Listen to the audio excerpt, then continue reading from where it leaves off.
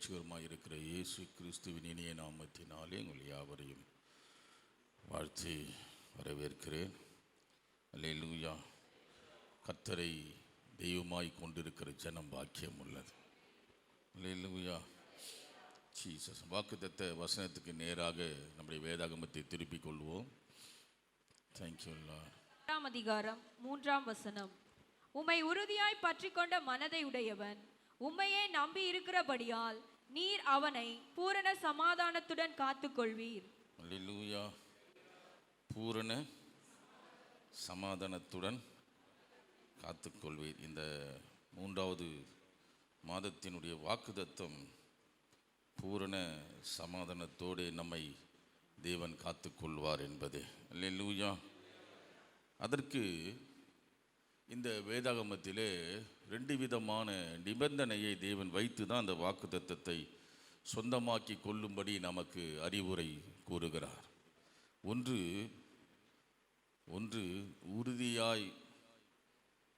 உறுதியான மனது அல்லது உறுதியாய் அவரை பற்றி கொள்வது, இது ஒன்று. மற்றொன்று அவரையே நம்பி இருப்பது. 2 நிபந்தனை நமக்கு முன்ன வச்சிருக்கிறார். அல்லேலூயா, அல்லேலூயா, அல்லேலூயா. நம்முடைய ஆண்டவர் ஒன்றுமே செய்ய, இப்போ நமக்கு என்ன விருப்பம்னா, நான் ஒன்றுமே செய்ய மாட்டேன் ஆண்டவரே, ஆனால் நீங்கள் மட்டும் என்ன பண்ணணும், என்னை பூரண சமாதானத்தோடு என்ன பண்ணணும், என்னை காத்துக்கொள்ளணும் ஆண்டவரே. அல்லேலூயா. நான் ஒன்றுமே செய்ய மாட்டேன், நான் உங்கள் பிள்ளை தானே, நான் உங்கள் பிள்ளை, அதனால் எனக்கு தொல்லையே இல்லை.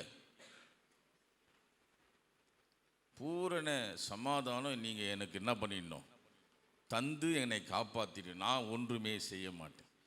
நம்ம அப்படி ஒரு நிலையில் தான் நம்ம இருக்கிறோம்.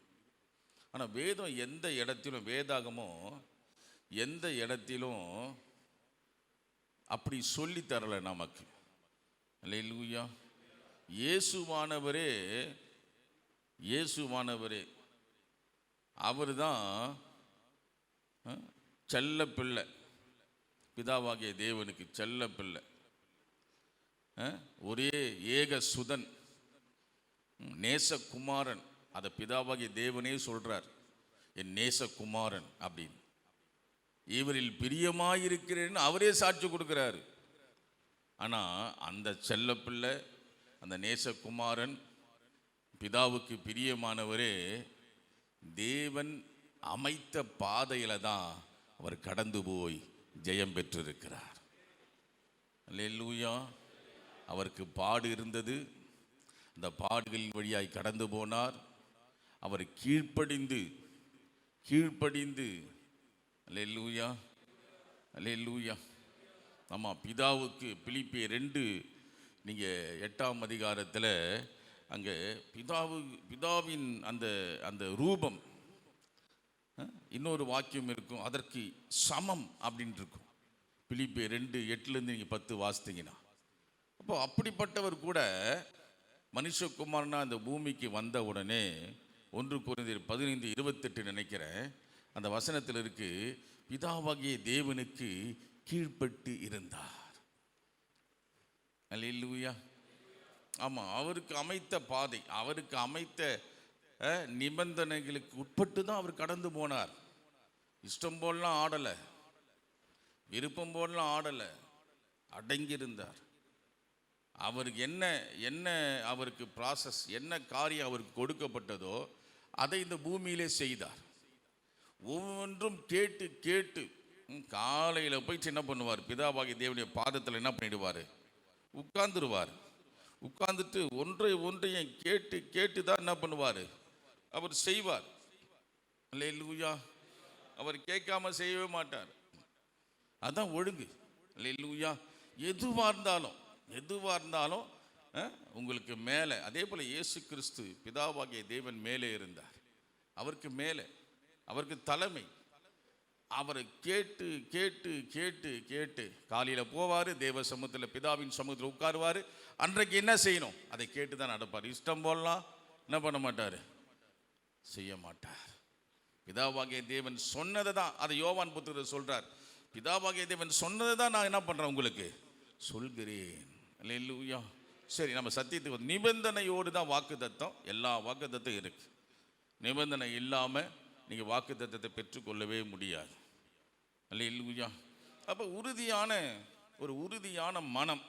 முதல் நிபந்தனை என்னன்னா உறுதியான மனம். உறுதியான மனதோடு அவரை பற்றி கொள்ளணும். அப்படிதானே சொல்லுது, அப்படிதானே சொல்லுது. அல்லேலூயா. இப்போ உறுதியான அப்போ மனம் எங்கே இருக்கு? இந்த மனம் எங்கே இருக்கு? கேள்வி. சரீரத்தில் இருக்கா, ஆத்மாவில் இருக்கா, ஆவியில் இருக்கா? மனசு எங்கே இருக்கு? வாலிய பிள்ளையை சொல்லுங்க, மனசு எங்கே இருக்கு? ஆத்துமாவில் இருக்கு. அல்லேலூயா. மனது எங்கே இருக்கு? ஆத்துமாவில் இருக்கு. இந்த ஆத்துமாவில் தான் மனசு, இருதயம், உள்ளம், சிந்த, எண்ணம், நினைவு, யோசனை, கற்பனை, இது எல்லாம் அடங்கியது தான் ஆத்துமா. அல்லேலூயா. இந்த சரீரத்துக்கு இடம் ஒன்றும் கிடையாது, அது மண்ணு. அது ஆப்ரேட் பண்ணாதான் இது வெளியே வரும்.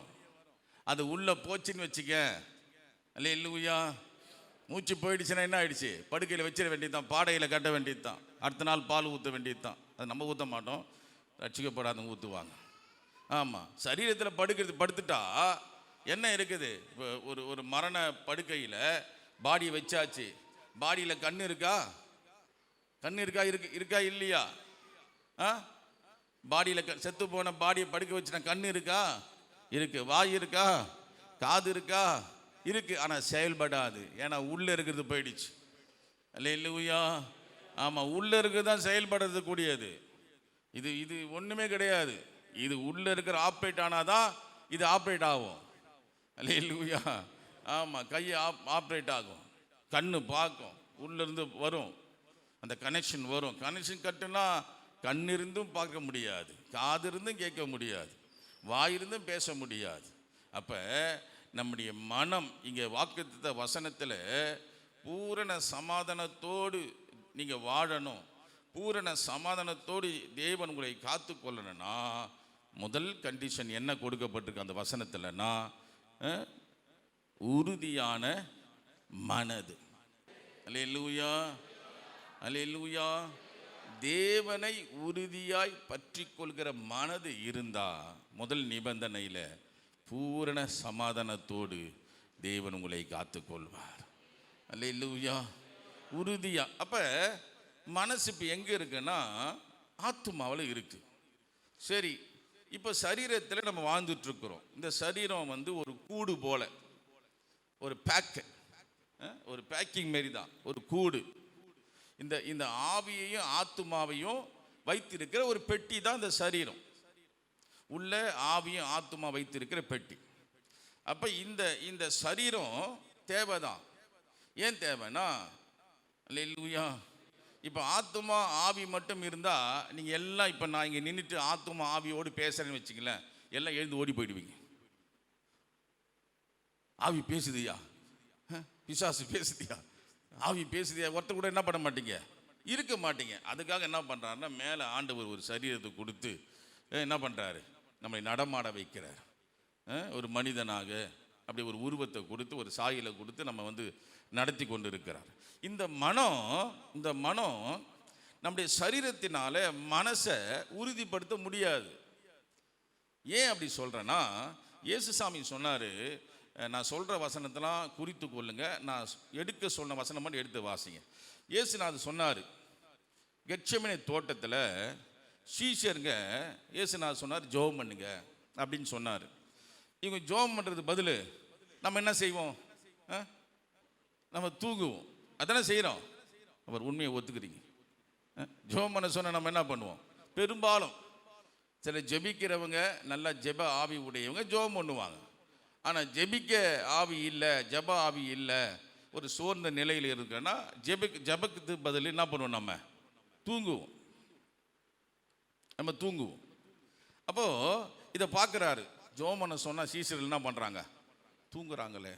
அப்போ அவங்ககிட்ட சொல்கிறாரு, மத்திய 26:41 அவங்ககிட்ட என்ன சொல்கிறாருன்னா, அப்பா தூங்குறீங்க, ஜெபம் பண்ண சொல்கிறேன், விழித்திருந்து ஜெபம் பண்ணுங்கன்னா நீங்கள் தூங்கிட்டு இருக்கிறீங்க. உங்கள் மாம்சம் பலவீனம் உள்ளதுப்பா. மாம்சம், அப்போது பலவீனம் உள்ள மாம்சத்தால் நம்முடைய மனதை பலப்படுத்த முடியாது. புரிந்து கொள்ளுங்கள். பலவீனமான மாம்சத்தினால நம்முடைய மனதை என்ன பண்ண முடியாது, பலப்படுத்த முடியாது. இது மத்திய 26:41 இருக்கு. யோவான் 6:63 இயேசுசாமி சொல்றாரு, உங்க மாம்சம் அங்க அந்த வசனத்தை வாசிங்களேன். ஆவியே உயிர்ப்பிக்கிறது, மாம்சமானது ஒன்றுக்கும் உதவாது. அப்ப ஒன்றுக்கும் உதவாத மாம்சத்தால உங்க மனதில உறுதியை உருவாக்க முடியாது. ஏன்னா அது ஒன்றுக்கும் உதவாது. இயேசுநாதர் சொன்னதை சொல்றேன். அங்கேயும் இயேசுநாதர் சொல்றாரு மத்தேயு 26:41. இங்கேயும் இயேசுநாதர் சொல்றாரு 6:63. மாம்சமானது ஒன்றுக்கும் உதவாது. இப்ப இயேசுநாதர் மட்டும் சொல்ல, இப்போ பவுலும் சொல்றாரு மாம்ச புரோஜனம் அற்பமானது. இப்போ மாம்சம் அற்ப புரோஜனமானது. மாம்சத்தின் மூலியமாய் செய்கிற காரியம் அற்ப புரோஜனமானது. முதல் சொன்னேன், உங்க மாம்சம் பலவீனமானது, மாம்சம் ஒன்றுக்கும் உதவா இருக்கா. அந்த வசனம் இருக்கா? இப்ப பவுல் சொல்றாரு, அங்க இயேசுநாதர் சொல்றாரு, இங்க பவுல் சொல்றாரு சரீர முயற்சி அற்ப புரோஜனமானது. உங்க முயற்சினால உறுதியான உங்க மனதை உறுதியாய் மாற்றவே முடியாது. நான் நிறைய தோல்வி அடைஞ்சிருக்கிறேன். இந்த முயற்சி செய்து நிறைய தோல்வி அடைஞ்சிருக்கேன். நினைப்பேன் 3 மணி நேரம் உட்கார்ந்து அந்நிய பாஷை பேசாமல் எழுந்துக்க கூடாது, போய் ஜபத்தில் உட்காருவேன். நான் முயற்சி 1 மணி நேரம் அப்படியே 1 மணி நேரம் கிட்ட போயிட்டே இருக்கும். 1 மணி நேரம் முடியும், அடுத்து 2வது மணி நேரம் ஆரம்பித்த உடனே டயர்டாக தெரியும். அப்படியே மண்டலாம் வலிக்கிற மேலே, இடுப்பு வலிக்கிறது மாதிரி தான் ஒரு பெயின் வந்துட்டே இருக்கும். உடனே சரி இன்னைக்கு விட்டுடலாம், நாளைக்கு நம்ம இதை பிடிச்சிடலாம். மறுபடியும் நாளைக்கு உட்காருவேன், எப்படியாவது அதை அச்சீவ்மெண்ட் பண்ணிடணும். 3 மணி நேரம் அப்படியே தொடர்ச்சியாக நம்ம என்ன பண்ணோம், முடிச்சிடணும் அப்படின்னு. சரி நம்ம சாப்பிட்டு வந்தால் தான் பிரச்சனையாகுது, ஃபாஸ்டிங்கில் போய் உட்காரலான்னு பார்த்தா, ஃபாஸ்டிங்கில் உட்கார்ந்தா அங்கங்கே கேஸ் பிடிக்கும், நெஞ்சு பிடிக்கும், அங்கே இந்த பிடிக்கும், கையை தூக்க முடியாது, போயிட்டே இருக்கும், அந்நிய பாஷை போயிட்டே இருக்கும். ஆனால் சரீரத்தில் சில வலி உண்டாகிட்டே இருக்கும். உடனே நம்ம ஃபாஸ்டிங் போட்டு தப்பாக போச்சு போல், நம்ம கொஞ்சம் நாளைக்கு பார்த்துக்கலாம் அப்படின்னு நாளைக்கு நான் என்ன பண்ணுவேன்னா பாதி சாப்பாடு சாப்பிட்ணும், ஃபுல்லாக சாப்பிடக்கூடாது. முதல் நாள் நம்ம நிறைய சாப்பிட்டுட்டோம், அதனால் ஜெபிக்க முடியல. 2வது நாள் ஃபாஸ்டிங் போட்டோம், அதனால் நமக்கு என்ன பண்ண முடியல, 3 மணி நேரம் தொட முடியல. இப்போ அரை வயிறு மட்டும் சாப்பிட்டுட்டு போய் ஜெபம் பண்ணலாம் அப்படின்னு போய் ஜெபம் பண்ணால் போயிடும். 1 மணி நேரம் 1.5 மணி நேரம் போயிடும். அதுக்கு மேலே போகிறத பார்த்தா உடனே ஃபோன் எடுத்து டைம் பார்க்க ஆரம்பிச்சிடும். இன்னும் போகலையே. அப்போ நான் என்ன செய்கிறேன்னா சரீரத்தில் முயற்சி செய்கிறேன். ஆனால் பைபிள் என்ன சொல்லுது, சரீர முயற்சி அற்ப புரோஜனம். என்ன புரோஜனம்? அற்ப புரோஜனம். நீங்கள் சரீரத்தின்படி வாழ்ந்தீங்கன்னா உங்கள் வாழ்க்கையில் அற்ப புரோஜனமான காரியம்தான் உங்கள் வாழ்க்கையில் இருக்கும். புரோஜனமானது ஒன்றும் இருக்காது. அல்லேலூயா. ஒருவேளை பூமிக்குரிய ஆசீர்வாதங்களை கூட நீங்கள் பெற்றிருக்கலாம், ஆனால் அதெல்லாம் எங்கே போயிடும்? அதெல்லாம் நம்ம வச்சிருக்க முடியாது, எல்லாம் அழிந்து போயிடும். நான் பூமிக்குரிய ஆசீர்வாதங்கள்லாம் சேர்த்து வச்சுட்டேங்க, இந்த சரீரம் போயிடுச்சு, போகும்போது நான் எடுத்துனா போக முடியும்? சொல்லுங்க, எடுத்துனா போக முடியும்? சேர்த்து வச்சிருக்கிறேன், மோதிரம் வச்சிருக்கிறேன், செயின் வச்சிருக்கிறேன். அப்போ பணம், செல்வம், நீங்கள் எதை சேர்த்தாலும் அது உங்க கூட வருவதில்லை என்பதை நீங்கள் புரிந்து கொள்ளணும். அல்லேலூயா. என்ன சேர்த்தாலும், எவ்வளோ இடம் வாங்கினாலும் சரி, என்னென்ன செஞ்சாலும் சரி, உங்க கூட ஒன்றும் வரப்போவதில்லை. அல்லேலூயா.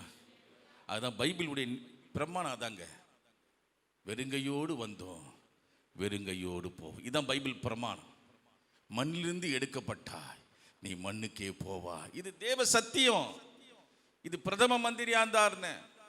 இப்போ அவர் ஆயுசு காலத்துக்காக ஏதோ காளான் சாப்பிட்றாராம் நம்ம பிரதமர். நீ என்னதான் சாப்பிடு, உனக்கு ஆண்டவர் வச்சிருப்பார் தலையில் இத்தனை வருஷம் தாண்டான்னு. அத்தனை வருஷம் வந்தவனே பிறகு டும்முக்கு டும்மா தான், பேண்ட் அடிக்க வேண்டியதுதான், மோளம் போட வேண்டியதுதான்.